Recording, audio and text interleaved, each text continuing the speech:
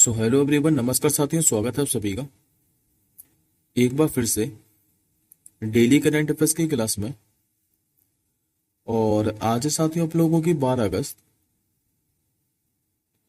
लेकिन साथियों आज की क्लास के अंदर हम लोग 2 दिन के करंट अफेयर्स को देखने वाले हैं, 11 और 12 अगस्त के। क्योंकि साथियों कल क्या है कि संडे को आपकी करंट अफेयर्स की क्लास नहीं आई थी, तो आज की क्लास के अंदर हम लोग 2 दिन के करंट अफेयर्स को डिस्कस करेंगे। तो चलिए साथियों, पहले एक बार मैं आपको फटाफट से 10 अगस्त के करंट अफेयर्स को एक बार क्विकली रिवीजन करा देता हूँ। उसके बाद हम लोग आज के प्रश्नों के बढ़ेंगे। तो जैसा कि साथियों लास्ट क्लास के अंदर मैंने आपको पढ़ाया था कि अभी जो कामिल मधुरी हैं, इनको किस देश का नया प्रधानमंत्री नियुक्त किया गया था। तो ये बने थे साथियों ट्यूनीशिया देश के। गांधीवादी जो शोभना रनाडे हैं, इनका भी हाल ही में क्या है कि निधन हो गया था।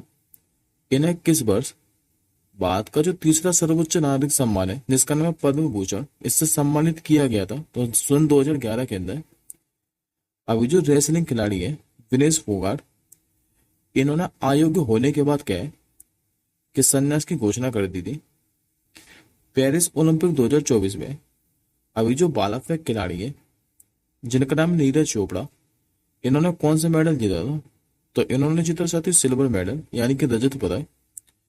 चौथी जो सेंट्रल एशियाई वॉलीबॉल महिला वॉलीबॉल नेशनल लीग है, ये किस देश ने जीती थी। तो अपने प्यारे भारत ने। और यदि साथियों आप लोगों से पूछे कि ये जो प्रतियोगिता है ये आयोजित कहाँ पर की गई थी, तो नेपाल की राजधानी काठमांडू के अंदर। पेरिस ओलंपिक 2024 में भारतीय पहलवान जिनका नाम है अमन सहरावत, इन्होंने कौन से मेडल जीता था। तो कांस्य पदक। अभी बेटी बचाओ जो बेटी पढ़ाओ है, इसका जो ब्रांड एम्बेसडर है ये किससे बनाया गया था। तो ये साथियों निशानेबाज मनु भाकर को। किस राज्य सरकार ने भी मुख्यमंत्री युवा उद्यमी जो विकास अभियान है ये शुरू करने की घोषणा की थी। तो उत्तर प्रदेश सरकार ने। भारत का पहला मैंने आपको एआई आधारित आंगनवाड़ी केंद्र पढ़ाया था, जो कि कहां पर खोला गया है। तो उत्तर प्रदेश के गाजियाबाद के अंदर। अभी किस केंद्रीय मंत्री ने लोकसभा में वक्फ संशोधन जो विधेयक है 2024 ये पेश किया था। तो अल्पसंख्यक मामलों के मंत्री नाम है जिनका किरण रिजिजू। और लास्ट क्वेश्चन मैंने आपको पढ़ाया था कि अभी सरकार के द्वारा कितने राष्ट्रीय विज्ञान पुरस्कार की जो है ये घोषणा की गई है। तो इस वर्ष साथियों 33 क्या है कि राष्ट्रीय विज्ञान पुरस्कारों की घोषणा की गई है। और ये जो साथियों राष्ट्रीय विज्ञान पुरस्कार है ये 23 अगस्त को प्रोवाइड कराए जाएंगे। आई होप साथियों आपको 10 अगस्त के सारे करंट अफेयर्स के क्वेश्चन क्लियर होंगे। अब हम लोग आज के प्रश्नों की ओर बढ़ते हैं। तो आज का साथियों आपका जो पहला क्वेश्चन है ये अपॉइंटमेंट से संबंधित रहने वाला है और आपका इंपॉर्टेंट क्वेश्चन है, तो स्टार मार्क करिएगा। हाल ही में भी किसे नया जो कैबिनेट सचिव है ये नियुक्त किया गया है। तो ये नियुक्त कर दिया तो टीवी सोमनाथन को। करेक्ट आंसर होगा आपका ऑप्शन नंबर ए। दरअसल ये जो वरिष्ठ आईएएस अधिकारी है और वित्त सचिव टीवी सोमनाथन, इनको भी नया कैबिनेट सचिव नियुक्त कर दिया है।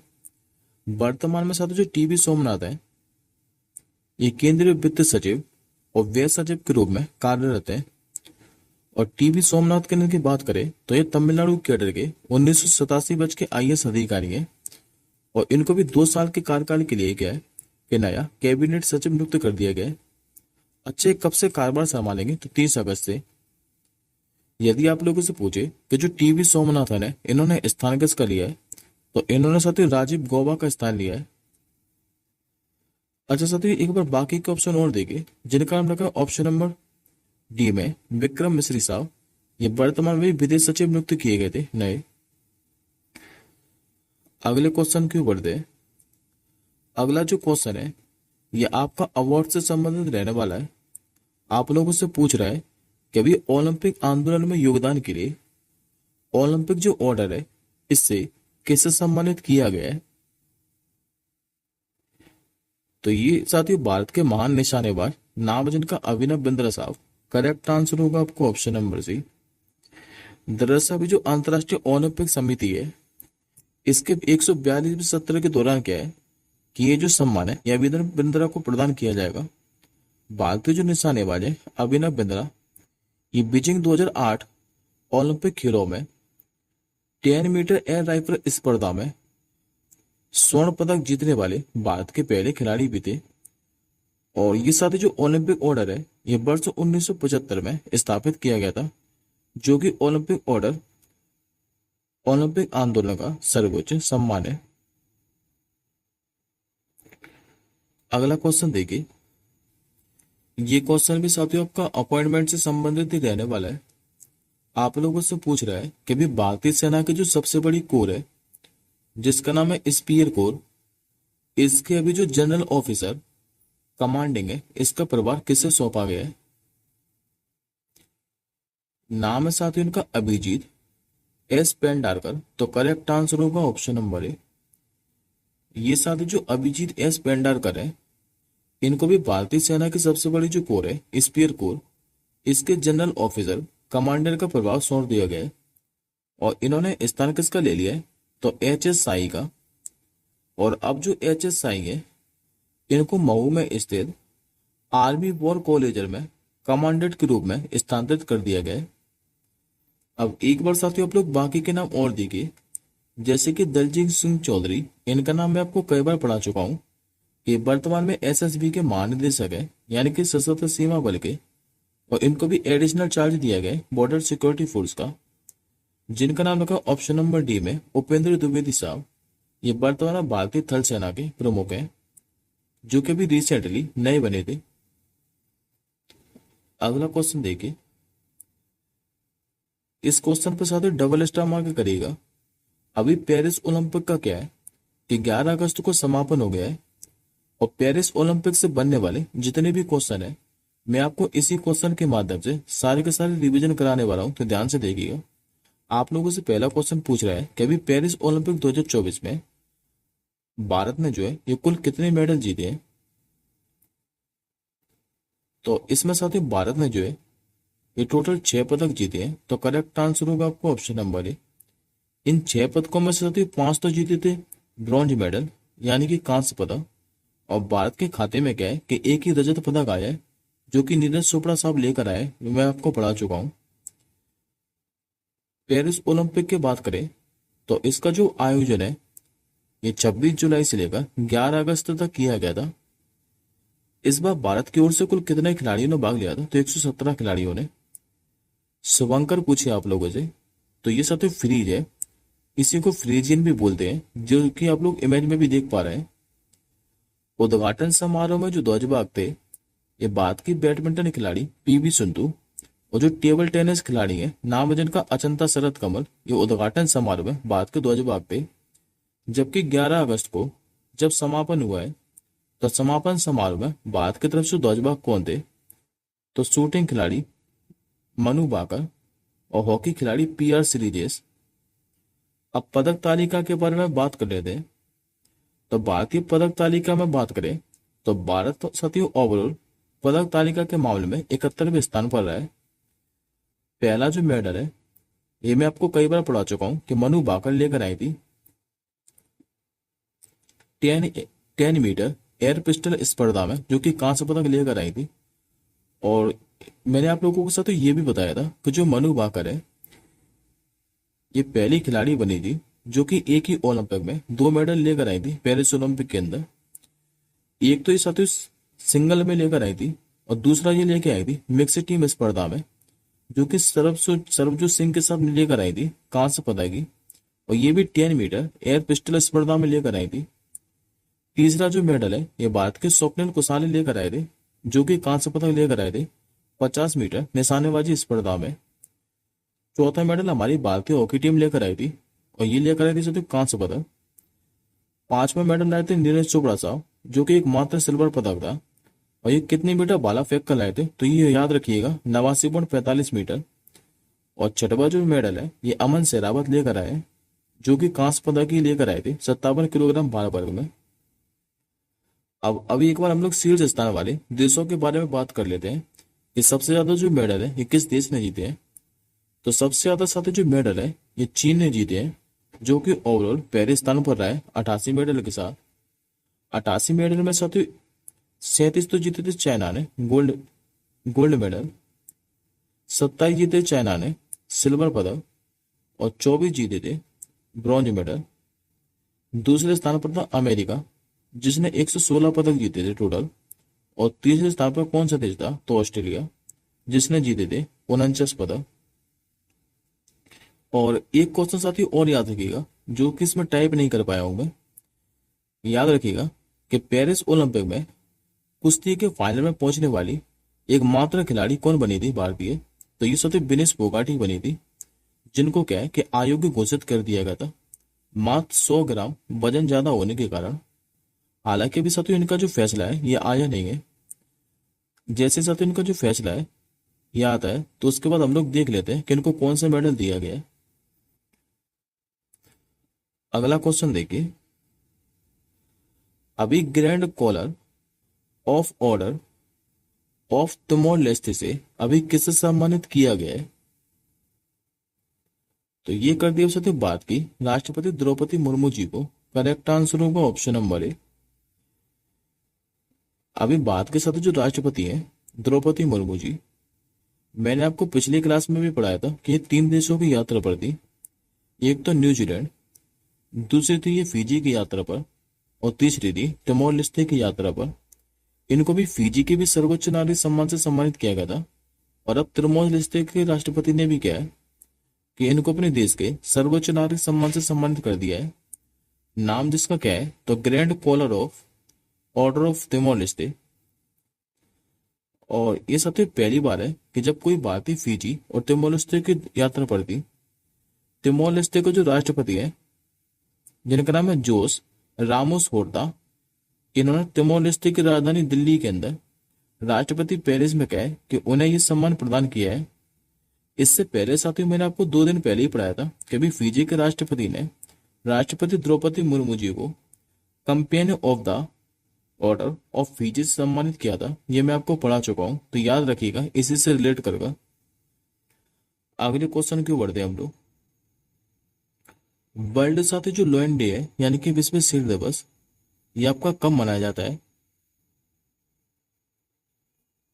तो ये दिवस साथियों आपका जो प्रतिवर्ष है वर्ल्ड लॉयन डे, ये 10 अगस्त को मनाया जाता है। यदि आप लोगों से पूछे कि पहली बार जो दिवस है विश्व शेर दिवस, ये कब मनाया गया था? 2013 के अंदर। और शेरों के बारे में जागरूकता बढ़ाने के लिए यह हर साल मनाया जाता है 10 अगस्त को। अब एक बार साथियों मैं आपको बाकी के डेज को फटाफट से रिवीजन करा देता हूँ। जैसे कि साथियों मैंने इससे पहले आपको 9 अगस्त को पढ़ाया था नागासाकी दिवस, और इसी से रिलेट करके याद रखिएगा 6 अगस्त, क्योंकि 6 अगस्त और 9 अगस्त को अमेरिका के द्वारा क्या है कि जापान पर 2 परमाणु बम गिराए गए थे 1945 के अंदर। 6 अगस्त को जो गिराया गया था ये हिरोशिमा शहर पर गिराया गया था, इसलिए हर साल 6 अगस्त को हिरोशिमा दिवस मनाया जाता है।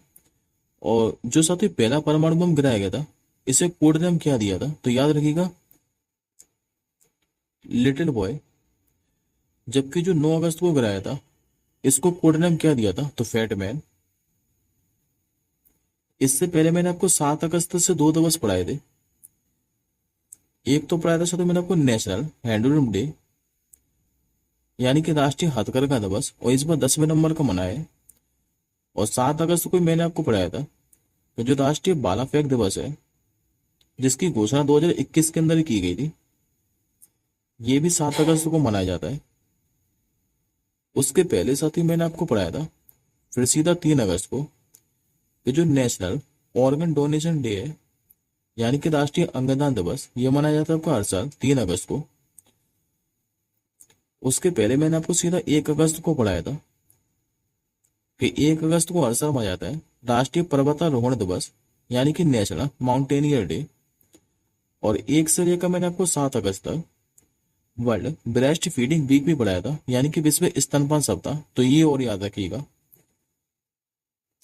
और एक साथ ही मैंने आपको वीक और पढ़ाया था कि 9 से लेकर भी जो 15 अगस्त है, 9 से लेकर 15 अगस्त तक हर घर तिरंगा पहल का भी आयोजन किया जा रहा है, तो ये और याद रखिएगा। अब अगले क्वेश्चन की ओर बढ़ते हैं हम लोग। क्वेश्चन पे भी साथ डबल स्टार मार्क करके रखिएगा, ये भी आपका काफी ज्यादा महत्वपूर्ण क्वेश्चन है। अभी किस राज्य ने क्या है कि भारत का जो तीसरा सबसे बड़ा टाइगर रिजर्व है इसको मंजूरी दे दी है? तो ऐसा करने वाले साथ जो राज्य सरकार बनी है, ये बनी भी छत्तीसगढ़ राज्य सरकार, जिसने भी भारत के तीसरे सबसे बड़े टाइगर रिजर्व को मंजूरी दे दी है।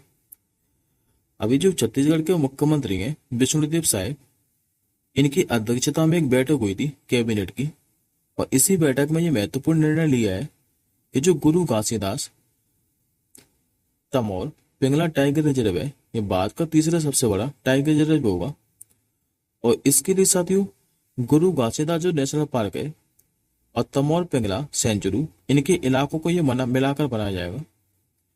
ये जो टाइगर रिजर्व है, ये कितने वर्ग किलोमीटर मीटर में बनाया जाएगा? तो 2829.387 वर्ग किलोमीटर के अंदर। अच्छे साथियों, भारत का तीसरा सबसे बड़ा है, तो बाकी के दो अन्य कौन कौन से है? तो भारत का पहला जो सबसे बड़ा टाइगर रिजर्व है, यह आंध्र प्रदेश का नागार्जुन श्रीशैलम टाइगर रिजर्व, जो कि भारत का सबसे बड़ा है। दूसरा असम के अंदर है, जो कि मानस टाइगर रिजर्व, जो कि देश का दूसरा सबसे बड़ा टाइगर रिजर्व है। और अब तीसरा कौन सा बनने जा रहा है? तो गुरु घासीदास तमोर पिंगला टाइगर रिजर्व। अगला क्वेश्चन देखिए। अभी प्रधानमंत्री मोदी जी ने उच्च उपज देने वाली जलवायु अनुकूल और जो जैव सशक्त फसलें हैं, इनकी कितनी किस्मों को जारी किया है? तो अभी साथियों, प्रधानमंत्री मोदी जी ने कहा है कि नई दिल्ली के अंदर 61 फसलों की 109 किस्मों को गए जो जारी किया है। और इन साथ ही 109 किस्मों से में जो है, ये 34 तो खेत की फसलों की है, जबकि 27 जो है ये बागवानी फसलों में शामिल है। और इनको साथ ही जारी कहां पर किया है? तो भारतीय कृषि अनुसंधान संस्थान नई दिल्ली के अंदर। तो खाली आप लोग इतना याद रखिएगा कि भी प्रधानमंत्री मोदी जी ने उच्च उपज देने वाली जलवायु अनुकूल और जो जैव सशक्त फसलें हैं, इनकी कितनी किस्में जारी की हैं? तो याद रखिए 109 किस्में जारी की हैं। और ये और याद रखिएगा कि 61 फसलों की है ये। अगला क्वेश्चन देखिए। इस क्वेश्चन पे भी साथ स्टार मार के करिएगा। अभी अक्टूबर 2024 में जो इंटरनेशनल शूटिंग स्पोर्ट फेडरेशन है विश्व कप, इसके फाइनल की जो मेजबानी है ये कौन करने जा रहा है? इसकी जो मेजबानी है ये अपने प्यारा भारत ही कर रहा है। आंसर होगा ऑप्शन नंबर ए। भारत इस साल क्या है कि अक्टूबर 2024 में जो इंटरनेशनल शूटिंग स्पोर्ट फेडरेशन है वर्ल्ड कप, इसकी फाइनल की मेजबानी करेगा। और ये साथ जो इवेंट है, दिल्ली के डॉक्टर जो कर्णदेव सिंह शूटिंग रेंज है, यहीं पर आयोजित किया जाएगा। इस दौरान दुनिया के शीर्ष जो निशानेबाज है, ये भारत में अपनी प्रतिभा का जौहर दिखाएंगे। और इससे पहले भारत ने क्या है कि 2017 के अंदर international shooting sport world cup की क्या है कि फाइनल की मेजबानी की थी। ये आज का साथ आपका आखिरी क्वेश्चन है। हाल ही में जो नटवर सिंह है, इनका निधन हो गया है। आपको ये बताना है कि इनमें से कौन थे। तो ये सभी भारत के पूर्व विदेश मंत्री रह चुके हैं, नटवर सिंह। और इनका क्या है कि अभी हाल ही में निधन हो गया है।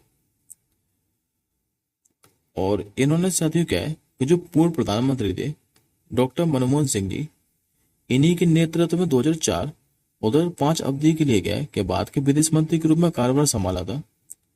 इनका जो जन्म है 1931 को हुआ था राजस्थान के भरतपुर जिले के अंदर। और इनको भारत का जो तीसरा सर्वोच्च नागरिक सम्मान है, जिसका नाम पद्म भूषण, इससे भी सम्मानित किया जा चुका है 1984 के अंदर। और इनके साथियों आत्मकथा और याद रखिएगा, इसका क्या नाम है? तो one life is not enough, ये इनकी आत्मकथा है, तो याद रखिएगा। ये आज का आपका क्वेश्चन ऑफ द डे है कि अभी किस राज्य सरकार ने माँ वाउचर जो योजना है ये शुरू की है। इस क्वेश्चन का आंसर आप लोग कमेंट बॉक्स के अंदर कीजिएगा। अब हम जल्दी मिलेंगे साथियों अगली क्लास के साथ ही। तब तक के लिए जय हिंद, वंदे मातरम।